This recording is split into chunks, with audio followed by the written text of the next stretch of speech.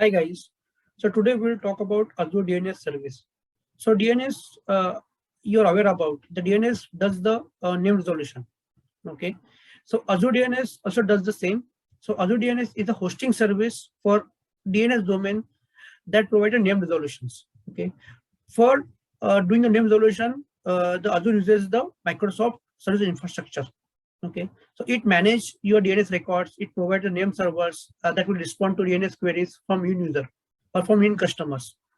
You can manage your DNS record by using the same credentials, APIs, tools, and billing as well. So it's just like your other Azure services. Azure DNS currently does not support DNSSEC. So please note that point. Okay, in most cases, what customer use HTTPS or TLS in in their application. So to avoid the need of DNSSEC. Okay, now we'll talk about billing. So DNS billing is based on the number of DNS zones hosted into the Azure and number of DNS queries received. Azure DNS does not Azure DNS also supports alias record set. Okay, what it does. Okay, so alias record set, if you create any record, alias record, okay, and you have take example that you have taken the public IP of the VM, okay, and when you reboot that particular VM, then public IP will change. But if you use the alias record set, automatically it update the public IP from the backend. Okay, so you don't need to change the record every time when you reboot the VM. So that is the beauty of the alias record set. But the other option which you have is that you can create a record and put the public IP entry in that. That is also available with you. Okay. So one more important point about Azure DNS is that Azure DNS doesn't work as a domain register. It means that you cannot buy a new domain from Azure DNS. Okay, it's just a domain hosting. Okay, if you want to buy a new domain, then you need to go to the some third-party company like GoDaddy or Bluehost. Even in AWS, the Route 53 work as a domain register as well. So you can take the domain from them as well. Now we'll talk about in our scenario here, right?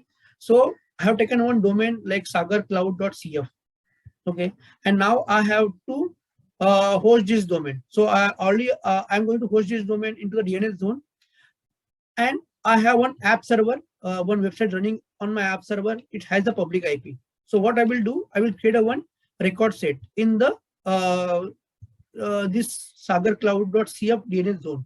So when any end user connect to the appserver.cloud.cf, then request will goes to the DNS zone, and then the DNS zone sends the query to name server for resolution, and name server then forward this query to your app server, and this is how your this name resolution happens.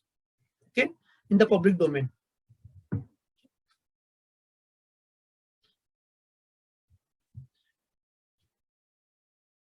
Okay, so I think we talked about the DNS zone. Now the next point is about the private DNS zone.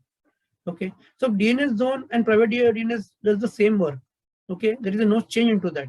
But the private DNS zone only provides a DNS service for your virtual network. Okay, it is restricted within your VNet. Okay, it manages and resolve the domain names in the virtual network without need to configure the custom DNS solution.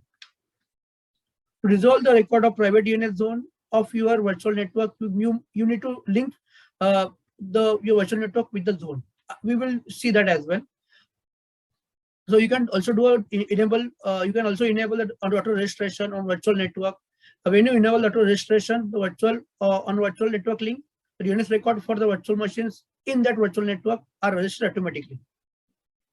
The Azure DNS private zones features also available in all Azure regions. So it is publicly available. Okay. Just one more point to add here in this case, that virtual network only link with the one private zone. There is no option that you can use the one virtual network with the multiple private zones. No, it is not possible. Okay. So auto registration only work with the virtual machines. So if tomorrow you have other services, you want to register that services with the private DNS zone, then you have to create a manual records. Okay, so if you see in our scenario here in private DNS zone, right, where my virtual machine want to connect to virtual machine 2, okay, so virtual machine will ping vm2.contoso.com. So this query will go to DNS private DNS zone. It will check the name record. It will check the records, and then it will resolve, and it will give the IP address of the second VM to the VM1. And by using that IP address, VM1 will connect to VM2. Okay, similarly, if VM2 want to connect to VM1, the VM2 will type ping or any protocol vm1.contoso.com. So this query will go to the your contoso.com private zone. It will return the private IP of the VM1, and using that private IP, the VM2 will connect to VM1. Okay, so let's take a quick look about the DNS zone and private DNS.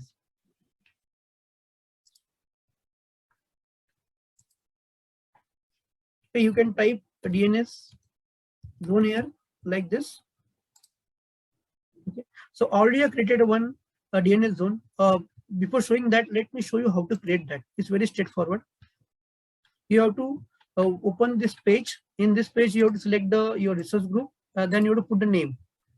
Okay, for example, XYZ. So, but you should remember that if you already taken this domain, then only put that. If you are not taken any domain, and if you put that, might be it will give you error. Okay, and then you have to just click on review and create. That's it. So your DNS zone will be created. Okay.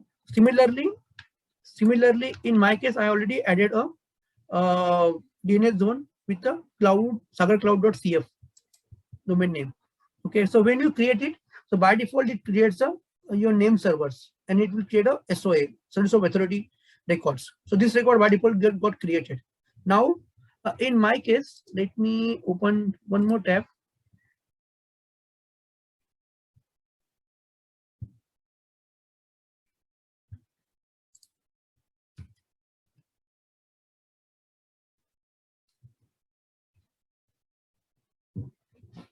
Okay, I have one app server. Inside that, one website is running. Now I need to publish this app server, okay, on the internet. Okay, so this app server has a public IP. You can see the public IP, right? So this public IP I already added into the DNS zone. I can show you that. Over here, if you see this, I have added this public IP with this name. So how can you create a record set? I can just show you over here. So you can click on record set, and you have to put the name like app server 2, for example, and then you need to put the IP. So I can take the public IP from here. Okay, and then I can put the public IP over here like this. Okay, minute. Okay, so by doing this, when I click on OK, the new record will be created with this app server 2.sagarcloud.cf, and I can access this over the internet. Okay, we will see that. And then if you see this, there's one more option they given about alias record set. I can use this option as well, or this option as well. If I select no, then alias record set will not be created. Okay, click on OK. So like this, if you see my screen, you can see already I have one more record created like app server.cloud.cf. So this is a site which already I have. Let me try to access it over the internet. HTTP.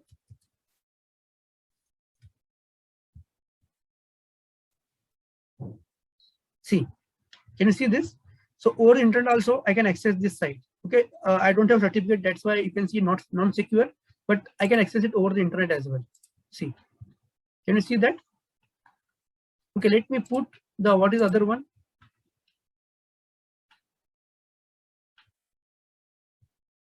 App server 2. Let me put it. Let me see whether it is available right now or not. Sometimes it takes time to load.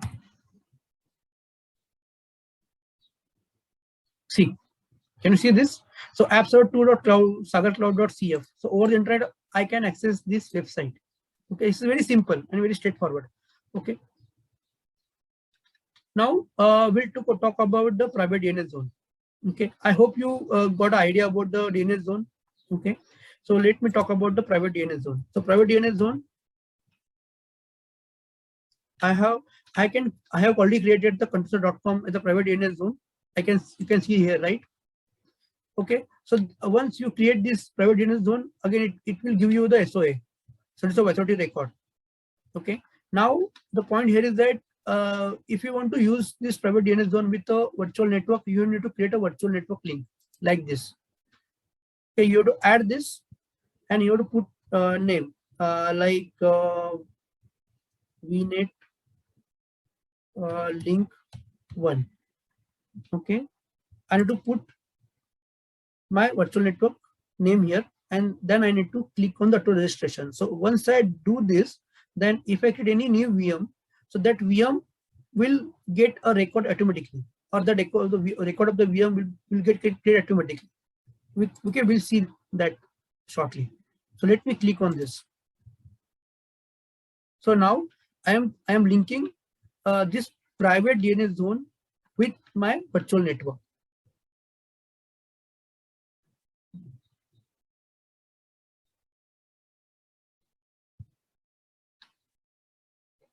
So we need to give some time to it.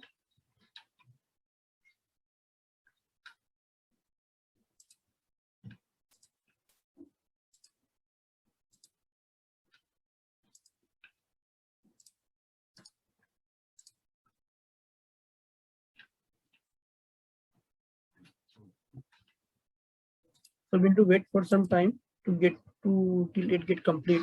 So let me again go back to private DNS zone. Let me go inside that and let me see. Okay, I can see it is enabled. Okay, link status in progress.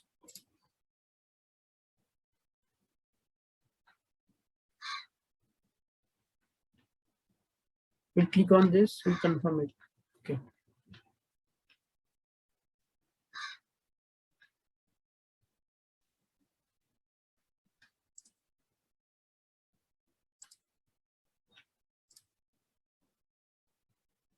Okay, now we'll create a virtual machine. Okay, let me create a virtual machine over here.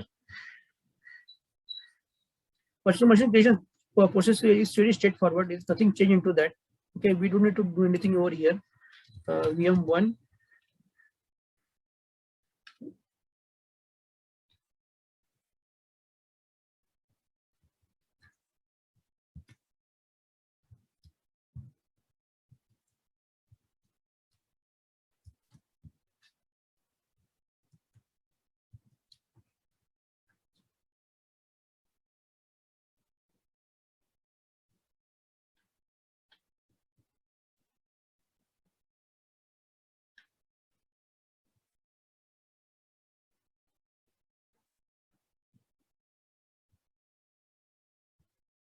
Okay, only you have to make sure that your AD VNet is selected over here. Okay, so that with this you private DNS zone is linked. Okay, that is very important part over here. Okay, remaining thing we can skip.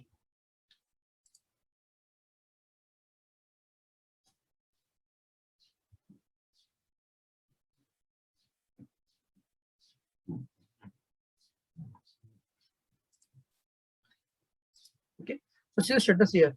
The link status is completed. That means it is available to use. Now we can create it.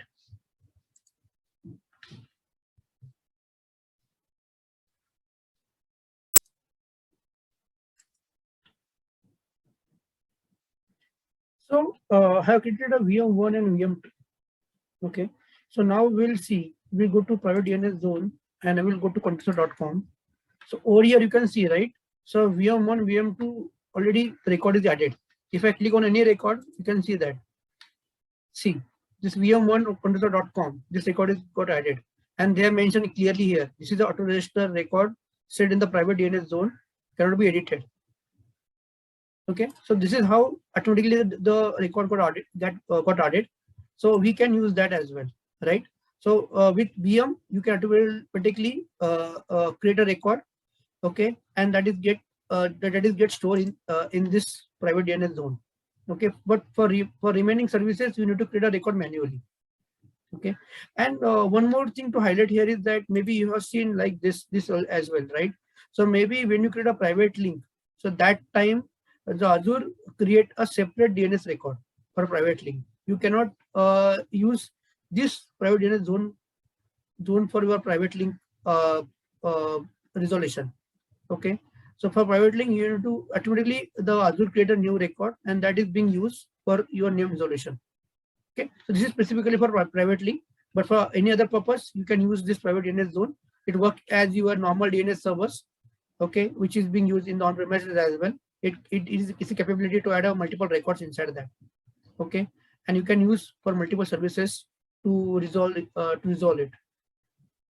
Okay, so this is how we conclude the session today. We talked about the DNS zone, and we talked about a private DNS zone. I hope you clear the difference between both of them. Thank you for watching this video. Bye bye.